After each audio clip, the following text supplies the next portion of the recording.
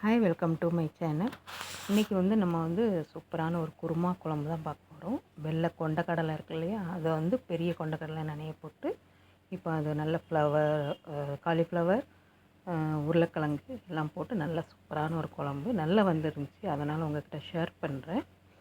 இப்போ நம்ம வீடியோக்குள்ளே போகலாம். நான் ஜார் எடுத்திருக்கேன், ஒரு பெரிய ஜார் எடுத்திருக்கேன். அதில் தேங்காய், வெங்காயம், பச்சை வெங்காயம், ஒரு முடி தேங்காய், சின்ன முடி ஒரு முடி எடுத்துருக்கேன். பச்சை வெங்காயம், தக்காளி பழம் எல்லாமே ஒன்றா போட்டுட்டு அதுக்கு மேலே மசாலா போடணும். குழம்பு மசாலா நான் ஏற்கனவே சொல்லியிருக்கேன், வீட்டில் திரிக்கிற பொடி தான் இது.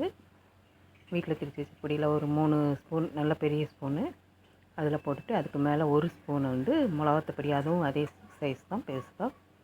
இப்போ மிளகாத்தப்பொடியும் போடணும். போட்டாச்சு. அதுக்கு மேலே நான் கொஞ்சம் சிக்கன் பொடி போடுவேன். அது வெளியில் உள்ளதான், நான் திரிக்கலை. வெளியில் உள்ள chicken masala, Everest chicken masala ஒரு சின்ன ஸ்பூனுக்கு 1.5 ஸ்பூன் போட்டுருக்கேன்.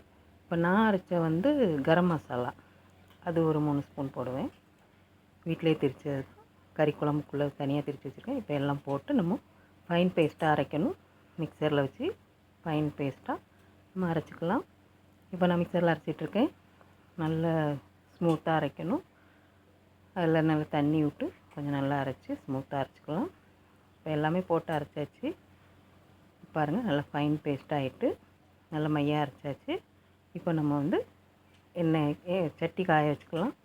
அதில் எண்ணெய் விட்டுட்டு நல்லா எண்ணெய் காஞ்சதும் கடுகு, உளுந்தம்பருப்பு முதல்ல போட்டுட்டு அது நல்லா பொரிஞ்சதும் வெங்காயம், கருவேப்பிலை அதையும் போட்டுக்கலாம். அதை நல்லா வறுத்துட்டு கொஞ்சோண்டு வத்தப்பொடி போடுவேன் நான். நம்ம மிளகாத்தப்பொடி கொஞ்சம் கலர் இருக்கும், அதனால் வத்தப்பொடி. இப்போ அந்த வத்தப்பொடி போட்டு நல்லா கிண்டி விட்டுட்டு அதுக்கு மேலே பச்சை மிளகாய், உருளைக்கிழங்கு அதையும் போட்டு நல்லா வறுத்துக்கலாம். நல்லா வறுத்துட்டு நான் காலிஃப்ளவர் சொன்னோம்ல, அது நான் நல்லா கழுவி க்ளீன் பண்ணி வச்சுருக்கேன். வெந்நீரில் போட்டு உப்பு வெந்நீரெல்லாம் போட்டு நல்லா க்ளீன் பண்ணி வச்சுருக்கேன். அதையும் போட்டு நல்லா வதக்கிக்கலாம். வதக்கிட்டு அது கூட உப்பு போடணும். மஞ்சப்பொடி, உப்பு ரெண்டுமே போடணும். இப்போ மஞ்சப்பொடி போட்டுக்கலாம். இஞ்சி பூண்டு பேஸ்ட்டு, மஞ்சப்பொடி. இப்போ இஞ்சி பூண்டு பேஸ்ட்டு சின்ன சின்ன ஸ்பூனுங்கிறதுனால நான் ஒரு 4 ஸ்பூன் போட்டிருக்கேன். அதையும் நல்லா வதக்கிக்கிட்டு பச்சை வாசனை போடுற மாதிரியே வதக்கிடலாம். இப்போ அது கூட மஞ்சப்பொடியும் போட்டு நல்லா வதக்கிட்டு கொஞ்சம் உப்பும் போட்டு நல்லா வதக்கிக்கலாம். இப்போ இதெல்லாம் நல்லா வதக்கிட்டு நம்ம அரைச்ச மசாலா போடணும். இப்போ கொஞ்சம் உப்பு எவ்வளோ வேணுமோ, அது சின்ன ஸ்பூனுங்கிறனால 2 போட்டிருக்கேன். காணலைன்னா நம்மளை லாஸ்ட்டில் டேஸ்ட் பார்த்துட்டு போட்டுக்கலாம். இப்போ நம்ம அரைச்ச ஃபைன் பேஸ்ட் மசாலா, கறிக்கு அரைச்ச மசாலாவை நம்ம அதில் ஆட் பண்ணணும். அதையும் இப்போ அரைச்ச மசாலாவை ஊற்றி நல்லா வதக்கணும்.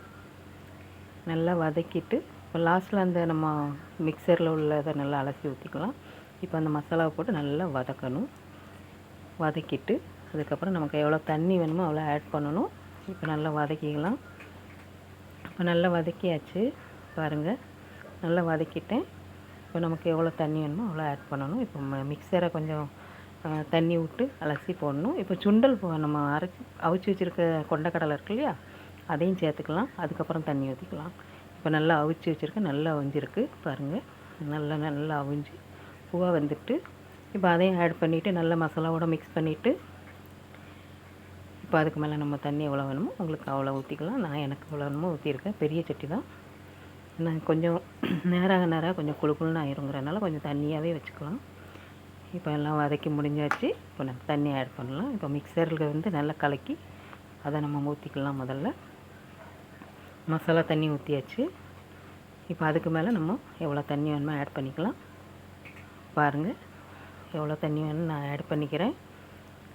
நல்லா கொதித்து அந்த ஃப்ளவர்லாம் நல்லா வேகணுங்கிறதுக்காக கூட எக்ஸ்ட்ரா தண்ணி ஊற்றிக்கலாம். ஊற்றியாச்சு. இப்போ நல்லா கொதிக்கட்டும். இப்போ நல்லா கிண்டி விட்டுட்டு நல்லா ஒரு மூடி போட்டு மூடி நல்லா தரதரன்னு கொதித்து நல்லா வற்றணும். இப்போ பாருங்கள், மூடி வச்சுட்டேன். மூடி வச்சு திறந்து நல்லா கொதிச்சுட்டு பாருங்கள், கொதித்து முடிஞ்சு நம்ம குழம்பு சூப்பரான ஒரு குழம்பு ரெடி ஆகிட்டு. ஃப்ளவர்லாம் அவ்வளோ அழகாக இருக்கும் சாப்பிட்றதுக்கு. இந்த மாதிரி இதில் நீங்களும் செஞ்சு பாருங்கள். என்னோடய வீடியோ பிடிச்சிருந்தால் லைக் பண்ணுங்கள், ஷேர் பண்ணுங்கள், கமெண்ட் பண்ணுங்கள், சப்ஸ்கிரைப் பண்ணுங்கள். அடுத்த வீடியோவில் பார்க்கலாம்.